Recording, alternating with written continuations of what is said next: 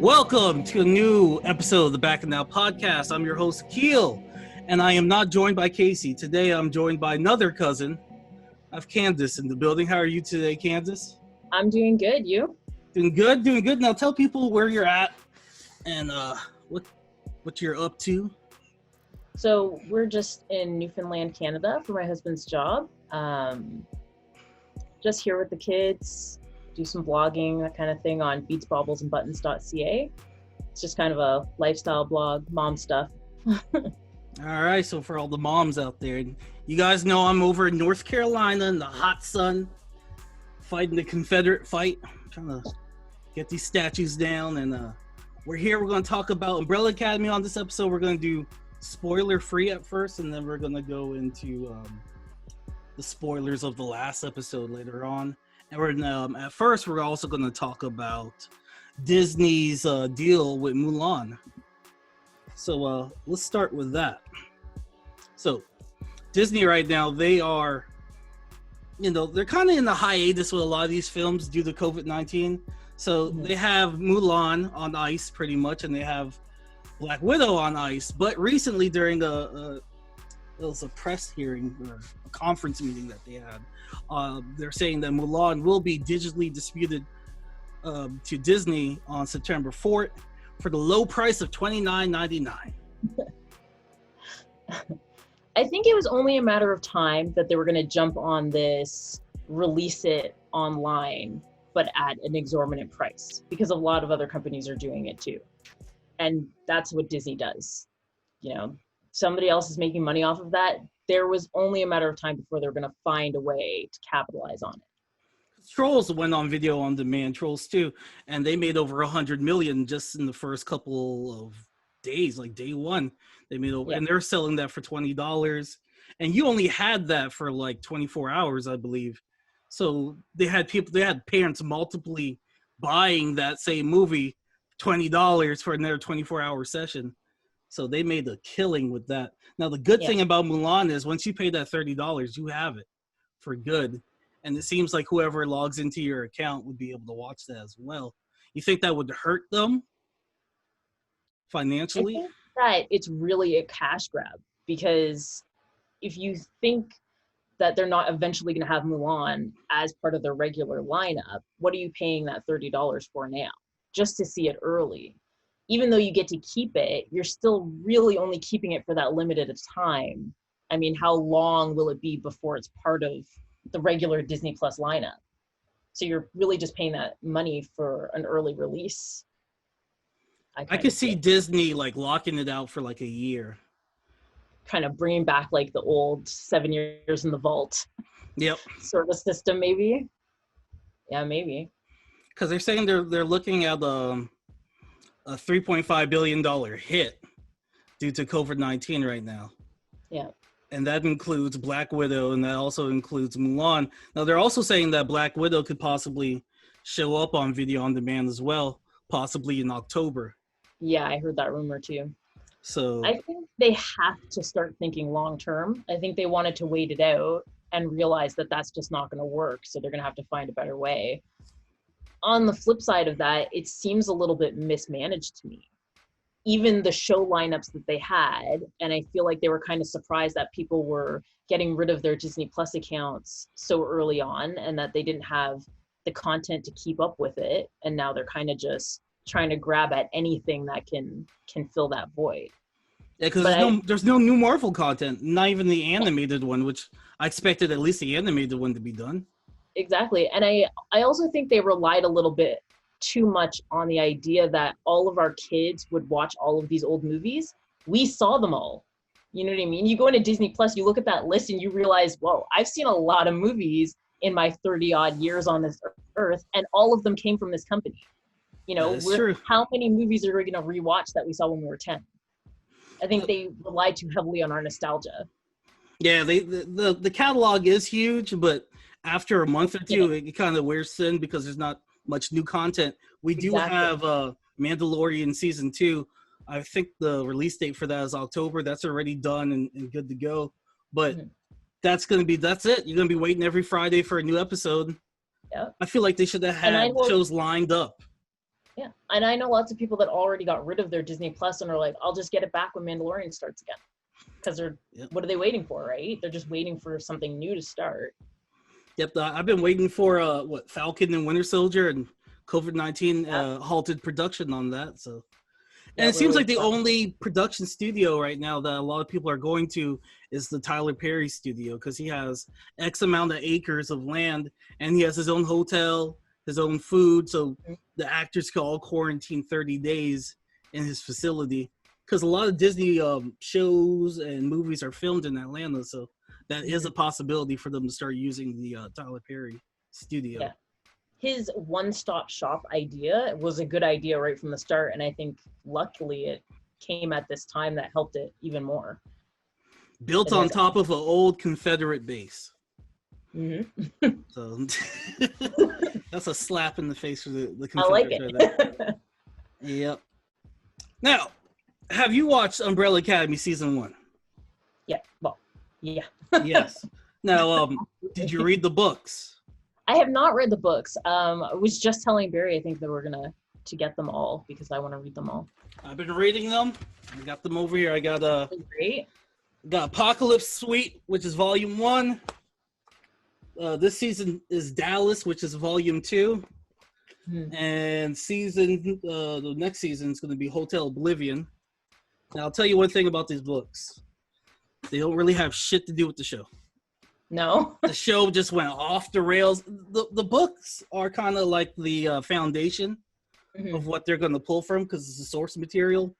But they just go off the rails with the TV show. All right, so for those listening on the podcast, iTunes, whatever it is, here's going to be the area where I drop in the trailer. All right, we're back, and what we're talking about? We're talking about Umbrella Academy and the comic books. Yeah, so my other issue with the comic books is, what's his name? Hargraves, the father. Now, when he adopted the 7 kids, it was like he was just, hey, give me the white ones. Because that's all he took. He's like, just give me all the white ones. I don't want any other, there's no diversity in the cast in the comics. They're all white kids. And I like the diversity that they put in the show because it adds more to the story, especially with Rumor. I thought she had one of the better storylines in season 2. I think that it also, the same mistake was made with Village of the Damned. You remember that movie with all the kids with the platinum blonde wigs, and they all had a hive mentality? The original movie of that, the black and white movie, actually had a bunch of different kids because the idea was that these kids were born all over the world. So I feel like it's kind of a misstep there in that they didn't start with a more diverse cast in the comic book, especially since you kind of have that similar backstory to it, and we're supposed to believe they were born everywhere. So how did he just go and get? I guess Gerard Way from My Chemical Romance was like, hey, just give me the white kids. Now he pulls heavily from The Watchmen. He's very inspired by Alan Moore, and in this season you see a crazy homeless man, and he has a sign that says the end is nigh. That's like an obvious nod right there to The Watchmen. Yeah, for sure. I always referred to Umbrella Academy as Hot Topic X-Men, and I feel like this season seemed a little bit more like Doom Patrol, but their story was more cohesive than Doom Patrol season 2 for me right now. Like I'm able to follow the story, and you can actually jump into this season without watching season 1. You can just watch the recap that they do in the beginning with number 5, and I feel like you can hit the ground running. Yeah, I think they cover a lot of what happened in season 1, so you're not left like trying to remember what happened.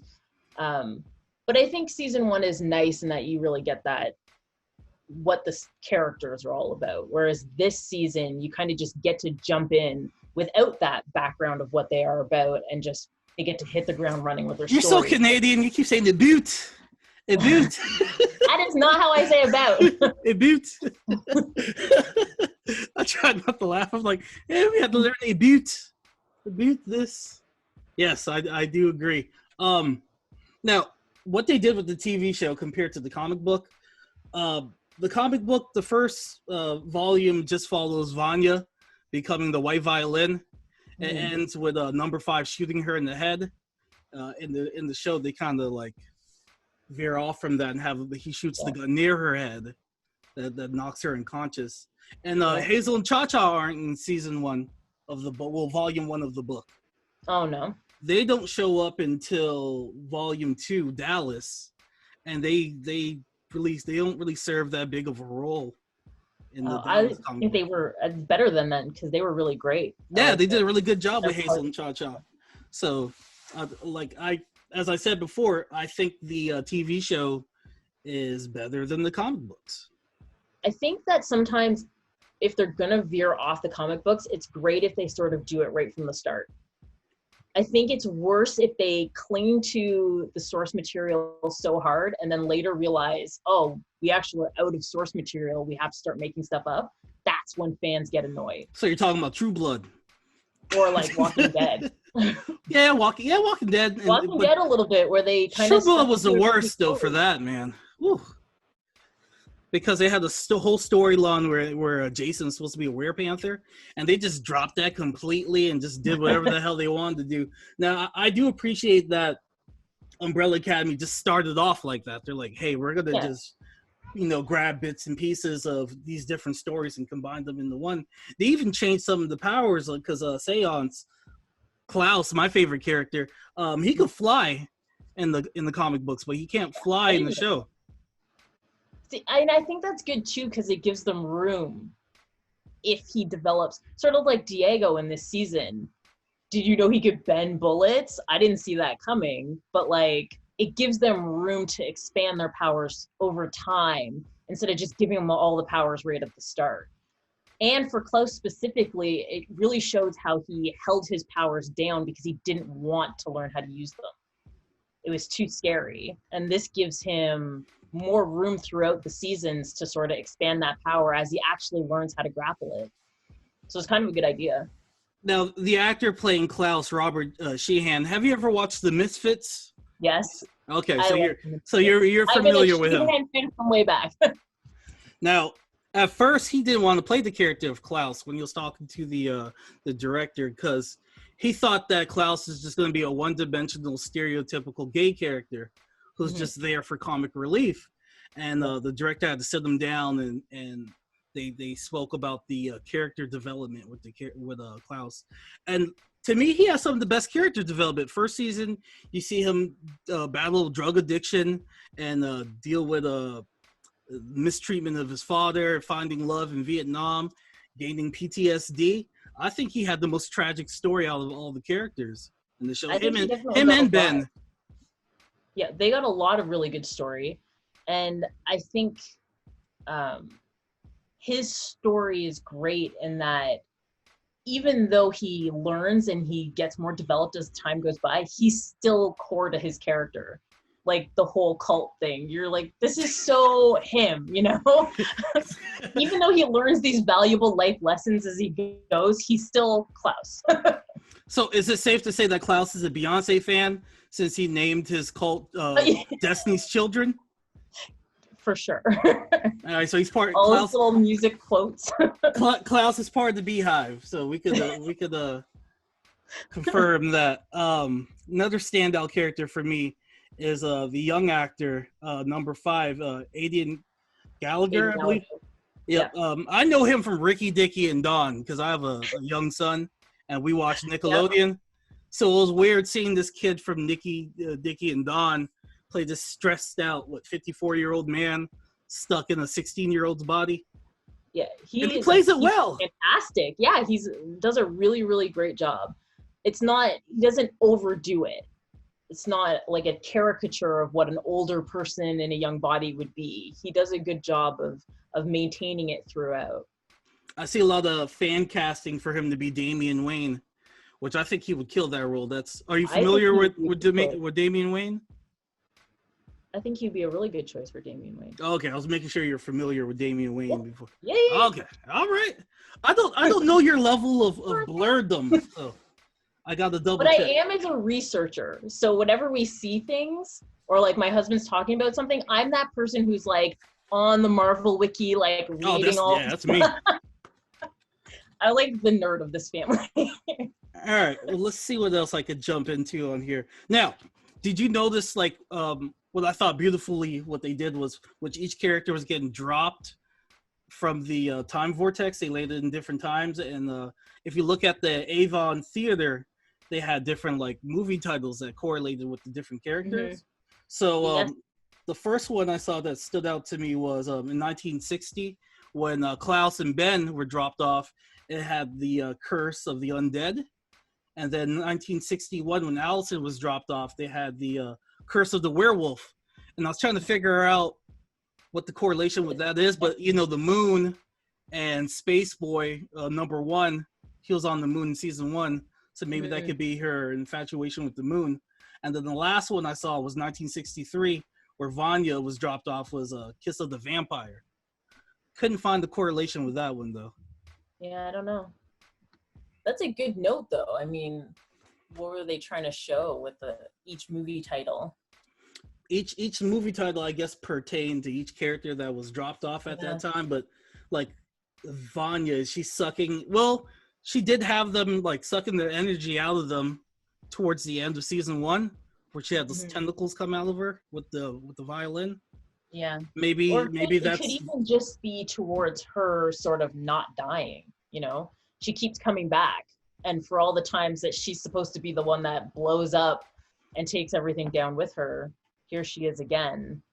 She's still going strong, so could be something to do with that too. Slight comic book spoiler. Oh, you breaking stuff over there. in volume 2, Vanya just spends like the whole comic book in a hospital bed, and Rue, like, just come and like visit her because she felt bad with the whole situation with her getting shot in the head. Yeah. So I was glad that they're able to develop her character. They created a whole new storyline where her and that family and it had to deal with sexuality in the 1960s. I think they do a good job of pulling in all those little things into the story. They and it keeps the story going instead of long quiet parts.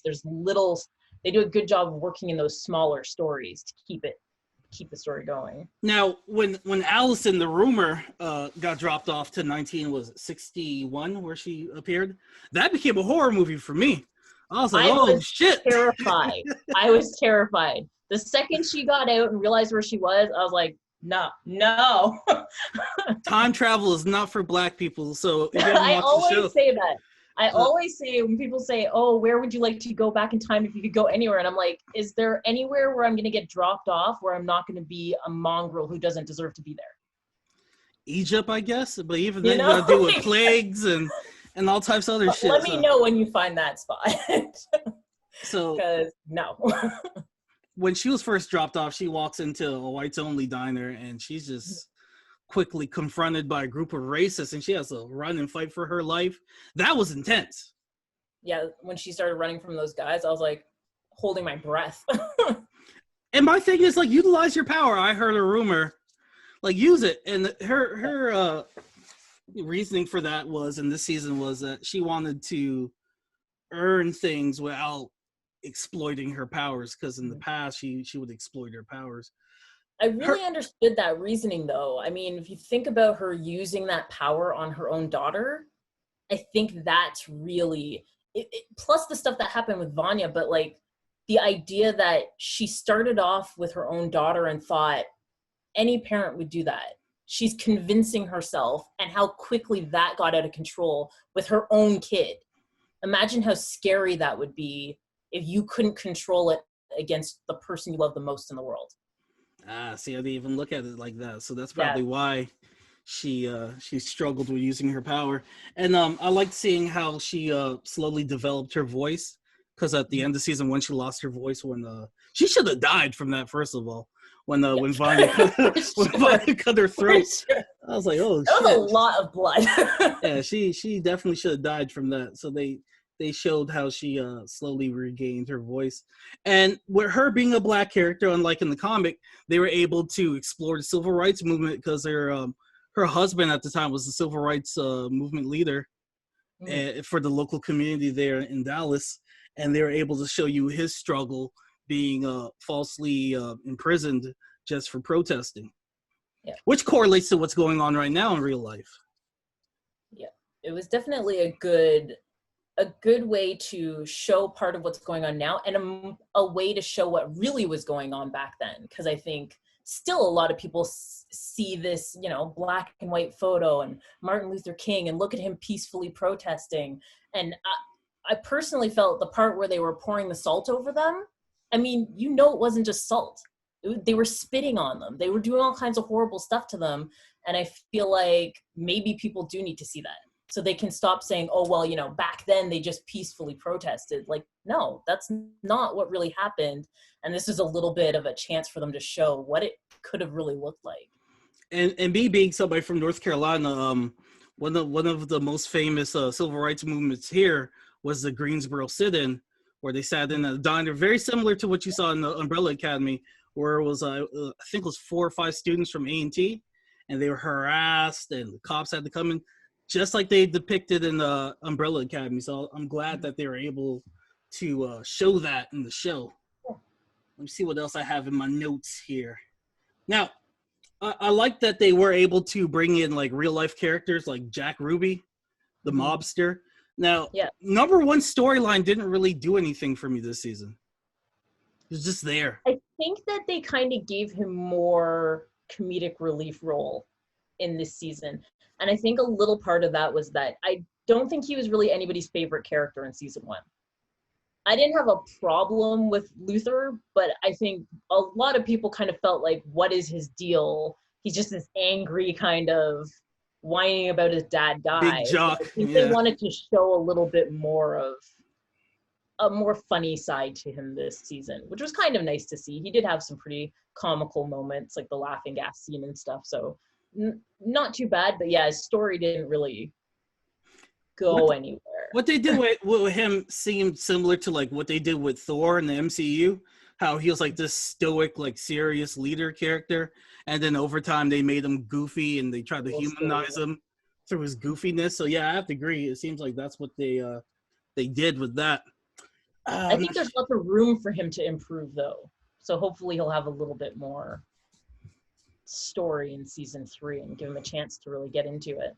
Now, how do you feel about the new character that they introduced? I'm trying to find her name. Lila. Yep. I thought she was great. I think she did a really good job. I think she's such a big character, and it could have come off as too forced, but she kind of fit in really well, and she was really funny. And I'm not familiar with this actress, and I don't even remember the character Lila in the Dallas comic book. Correct me, whoever's listening, if I'm wrong. But it seems like this was the original character that they added for the TV show, and they did a great job with her. I thought she was interesting. I liked her banter with Diego. Yeah. I liked her banter with everybody. Number 5, she seemed to mesh with the group really well. How do you feel about the return of the handler? Fantastic. She was great. I think did she survive that? Do people not die? Handler survived something just insane so far in the story. So, because I'm just like, it makes me think like, what did Ben do to die? Because in this show, you could get your throat cut and you could survive that. You could get shot in the head, you could survive that. Well, she had a metal plate. So I'm like, what happened to Ben that killed him? Because these people are they can't die. It seems like. Yeah, I don't know. We got to get that good Ben backstory, I think. In the comics, I was hoping for that this season. It would have been nice to see what exactly went down. I think they're saving that for season 2, and I ain't gonna touch on that yet. But yeah, I really think they're gonna save that for season 2. Now with the handler, with the whole situation with this is slight spoiler territory with the 743 incident where Lila's parents were killed and she took her in and raised her. Yeah. It reminded me of Thanos. Yeah. It was definitely just like Thanos, Infinity War. In this case, I almost think that the handler is more devious in that Thanos kind of found these kids and kept them on his sort of journey, whereas the handler knew they were coming. Yep. She can see the scope of history. She knew that these 43 kids were going to be born, and she sought one out, which is more devious. Like what it was her end game, or what is her end game, and how many times could she potentially do that? All right, so before we start getting into spoilers, what would you rate this season, and what would you say to somebody who hasn't watched season 1? I would say definitely watch it. I love it. It's like my favorite show right now. I think it's really, really great. Season 2, I think, just starts off with such a great start. That first episode, I mean, the Avenger moment. You're like, what? How did a whole episode already pass? That was, so much happened in there. This season, definitely better than the last season, but all enjoyable to me. I suggest it to everybody. It's great. Yeah, that first episode hits the ground running. It's like an Avenger moment where you see everybody utilize their powers, including Klaus. You should see him with like an army of the dead, which you don't see ever again. Yeah. That the throughout the series, I was just like, come on, man. So pretty good. But I think it gives us an idea of where they can go. What we have in store for season 3, and then brings us back to watch them develop all of that stuff. So it's a big episode, that season premiere. Completely agree. I enjoyed this season more than season 1, and I gotta give it a 9 out of 10 for me. Yeah, I'm giving it a 9 out of 10 too. There are some parts that could obviously be better, but overall, really, really great season. All right, let's start dropping some of these spoilers. I'm going to put a spoiler warning right here. Spoilers. All right, so one big revelation that they make is for all you conspiracy theorists out there, they kind of talk about the Majestic 12. Are you familiar with the Majestic 12? Not very much, no. All right, so the Majestic 12 was the American president, Harvey S. Truman. He allegedly, this is all like conspiracy, created like a task force to like retrieve UFO information and collect that data. And that's who Hargraves meets with when he reveals that he is an alien. Yeah. Yeah. What? Which caught everybody off guard unless you read the books. I did not see that coming. I can't say I was super surprised, because I did a little bit suspect that he was the reason for the 43. I thought he was just a cold old man. I sort of suspected that he had more to do with those babies being born than just taking advantage. He was a little too ready to take advantage of those babies being born, Let me hit you with a question. So why is it okay that he could adopt these 7 kids, but when Michael Jackson wants to get some children, it's a big deal? Hargraves is just the Michael Jackson of his timeline. That's all I think it is. I think Hargreaves does a better job of staying out of the media with his sketchy shit, and that's why. No, he was in the media a lot. He's just he as far as his PR team goes, he's just a nice man who runs an umbrella company. No, he's an evil man with child soldiers. With child soldiers. Yeah. Look, and he had all these kids that he adopted. Sounds like Michael Jackson. He didn't have no Thriller album. You know what? CAS didn't show up at Michael Jackson's door either, because money can get you anything. But they did all these documentaries. There's no Hargraves. The only thing that they had against Hargraves was the book that Vanya wrote, exposing the family. That was it. That was a tell-all. That was surviving Hargraves right there. Yeah. So well, to me, he was dead now. Had there not been an apocalypse, maybe she could have written another book. Or is he dead? He's an alien. We don't know how they work. Yeah. And he killed himself. Exactly. So you're right. Could be out there. So he could be out there, because I don't think Klaus was ever I don't think he was ever able to communicate with dead Hargraves. They talked to him in the dream sequence in season 1, where he was in the barber chair. Which isn't a dream in the comics. In the comics, he got killed. We don't know what Reggie's powers are either. If he's an alien, and if he is the source of the kid's power, what can he do? We have no idea. That is true. Because what they did in the comics, in the Dallas comic, Seance, aka Klaus, he's killed by Cha-Cha and Hazel. They shoot him in the head, and then he's pretty much in purgatory during that scene. And it's a man on a horse instead of in the show they did a little girl. And in the comics is a man on the horse, and that's supposed to represent God. And God's basically like, I don't really like you too much, so I'm gonna send you back because you're kind of annoying. So that's what happened when he's like, that sounds legit. He's like, I made you and everything, but you're kind of annoying, so I'm gonna send you back right now. Yeah. And when he sent him back, he developed more powers. He's able to fly. So I was expecting Klaus to be able to fly this season because he already got tortured and beat by Hazel in season 1. So I thought he would have more power development, but he had character development this season. I suppose, to be fair, had they just had a scene like that and then sent him back 10 times more powerful, we'd feel a little cheated out of his power growth. Like, I want to see him develop those powers and what it takes for him to unlock those powers, especially when we've seen him in season 1 sort of locked in the tomb, purposely not using his powers. I feel like we need to see him learn to unlock them himself. So we gotta wait until next season before we see him utilize the army of the dead and fly. That's gonna be awesome, though. Yeah, it'll be dope. Now, the season ends where they show us the Sparrow Academy, which is the 3rd volume, which is what's the name of that one?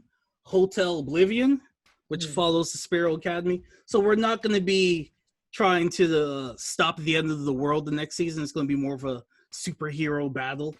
But they revived Ben.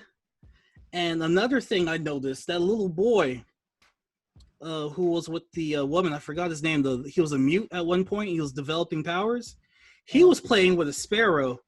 And throughout the whole season, you see Blerd references throughout the season. I saw there's 23 references to sparrows through the whole thing. I looked at all the little pictures.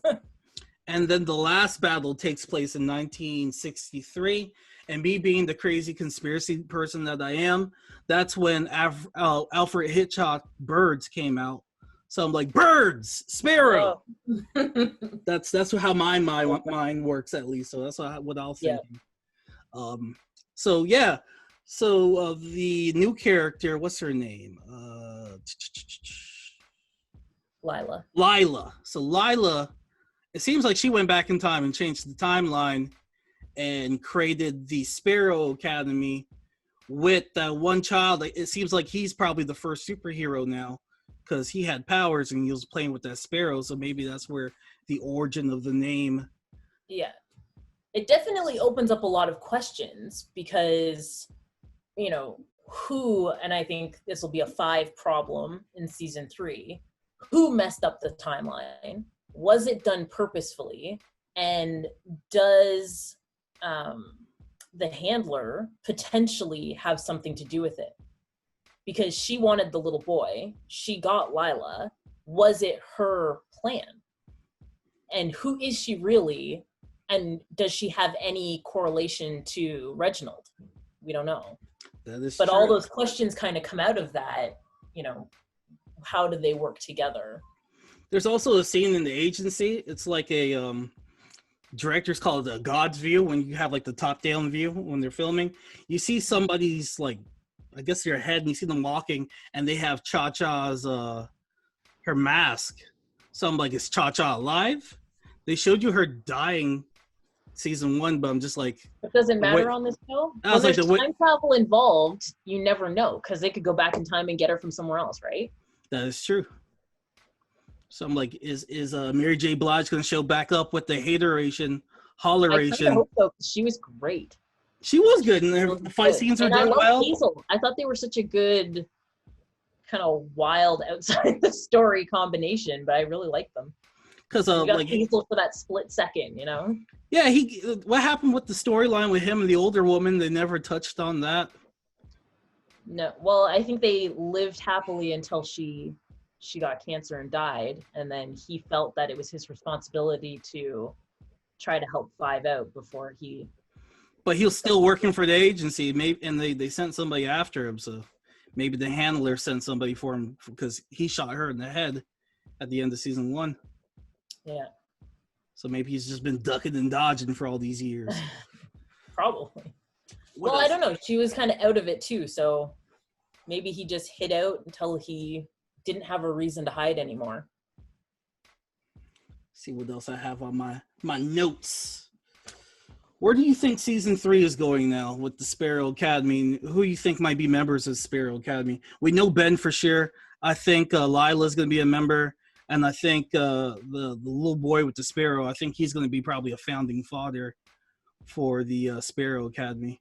You think we might see altered versions of members that they already have, like maybe like Rumor or Klaus? I don't know, because I kind of suspect that the reason they chose different people is because Reginald met the Umbrella Academy and was unimpressed with them in the tiki room, you know? Like, it kind of seemed like he was very unimpressed with what they had going on and what their powers had amounted to. So I sort of feel like maybe he just purposely, when the time came, chose other kids out of the 43. So I think they're all going to be different kids, minus Ben, because he never met Ben in the tiki room. That is true. Like, he doesn't know what Ben could have amounted to or what he would have been. And in the scene with the funeral, he was very hard on the kids about the fact that they let Ben die. So I don't think he likes kids in general. Well, he doesn't, but I also think that maybe he still thinks Ben's potential could have been great had they not let him die. So maybe he still chooses Ben in the alternate storyline, but purposely chooses other kids to replace them with. Now, was Pogo in that timeline? Like the Pogo that talks. We saw like the young Pogo. Not the baby Pogo. I would assume that he's still there. I have to wait and see though. And then he also had the fascination with the moon, and when he has that scene with the Majestic 12, they mentioned the dark side of the moon, and yes, so there's something. Yeah, because he always made it seem like Space Boy was just wasting his time there, but I feel like there's more to it. Oh yeah, for sure. That's too big a story, I think, to just, oh, it was nothing. You just sent him there as busy work. I think there'll definitely be more to that story. And now that we kind of know that he's an alien, it's like, what's over there? His spaceship? And then my other issue was with Rumor. Like, she was in the 60s for what, like a year or two, and she had the husband already. I was like, does she always need to be like married or have a husband? It seems like she always needs somebody. Well, I think when we started watching it, my feeling was a little bit like, where do you go as a Black woman in the 60s with no family and no voice? Your choices are fairly limited. And not that she married him because she didn't have a choice, but that not having any support system in that time for her probably made it that much more pushing her towards him, you know? He was somebody to cling to. It just seems like her character never feels complete unless she has a man. Like, she was all down and out season 1. I felt like she was more upset that, well, she was upset with her daughter, but she didn't even mention her daughter this season at all. Like, she's just like, oh, I'm starting new life. End. Yeah, she's like, you forgot she had a daughter the whole time. I kind of feel like, but then when she does talk about her daughter, I think she had at some point accepted that she was never going to see Claire again. And what does that do to a person? What does that do to a mom to think, I've lost her forever? So it kind of explains the fact that she doesn't really talk about her, because who's she going to tell? Yeah. Who's she going to explain that to? I have a daughter in the future that I'm never going to see again. It's kind of hard to probably explain that grief away as well. And her husband, man, he got me mad when he found out she had the powers, and he was all upset. I was like, shit, we going shopping. That's what I was. That's exactly. Barry was the same. Barry's like, come on, man. She has powers. That would be the best thing ever. She great. Was like, oh. I was like, yeah, I guess so. I'm about to get a low interest rate on my house, my car. Yeah. Man, we getting everything. Getting low interest rates on we're about to negotiate everything with her powers. Barry immediately was like, I couldn't have the power. He'd be using it all the time. Hell yeah, you'll never lose. But then I think they touched on the fact that she did lose control And I think that's part of the problem, is that they've all been trained so specifically, but they've never maxed out their abilities. So she started using it, and it quickly escalated into something that she almost couldn't control in the diner. Yeah, it's like a bloodlust she gets with it. Exactly. So I think that explains a little bit more to her, as her hesitance to use it, because she knows that she can't rein it in when she needs to. So her powers is kind of like crack for her. Like she just starts itching and she can't control it. Now, Diego, is his power just like Bullseye, I guess, from Daredevil? That's what I said too. It's like, did he just hit things? But I think his power is that he can move the object to an extent. So it would be interesting to see how far they can take that. If it's, can he just, swerve bullets and swerve knives, or is he going to be able to move some shit eventually? He's just a poor man's Batman right now. Yeah. Well, it would be nice to see him, get a little bit more action out of his powers. I'd like to see that opening scene. I think that's it. I think we want all of them to get to that level of using their power so we can really see them let loose. His dad stabbed him pretty much in his rib cage, and he's just like, he brushed that off the next day. People don't die in this show unless you're Ben. Poor Ben. Poor They're Ben, gonna have man. to really explain how he got killed. That's just like the one Asian character you have, he dies, and you can't explain that. Yeah, everybody else get their throat cut, stabbed in the ribs, shot in the head, and they're fine. So, yeah, Ben's going to have to explode. I don't know what they're going to do. You have to have a really gruesome to explain how Ben died. I think we covered out everything. Anything else you want to add? No, that's pretty much it. I love the show. I hope more people get into it. I think it was really, really great season. So, for me, watch Umbrella Academy. Read the books if you just want to, have a foundation of what's going on. But again, the show does not follow the books. They do whatever the hell they want. They pull some things here and there. So right now, I'm going to start reading Hotel Oblivion, which is going to go into detail about the Sparrow Academy. And I doubt they're going to use any of that in the show because they lost their minds. I'm going to order them and read them all because I am very interested in the actual comics. So, well, Candace, it was great having you on the show. Let me let people know where they can reach us. This is the Bacchanal Podcast. We are on Instagram on _Bacchanal, BACCHANAL. We are on Facebook on the Bacchanal fan page. And you can shoot us an email on thebacchanalsquad@gmail.com. Candace, you want to let them know where they can reach you with your you can find me at beadsbubblesandbuttons.ca, and I'm on Instagram at @CandaceButtons. Find me there. Now, what's with the buttons? Do you make buttons or you just like buttons? The baubles in Beads, Bubbles, and Buttons is actually a crochet stitch, a specific crochet stitch. So it kind of just ties into my crocheting and stuff like that. So you could crochet me a poncho? I could crochet you a poncho. Yeah, I've been wanting the poncho, so I'm dead ass serious. I'm gonna ask for a poncho next time. All right. Well, that concludes this episode of the Bacchanal Podcast, everybody.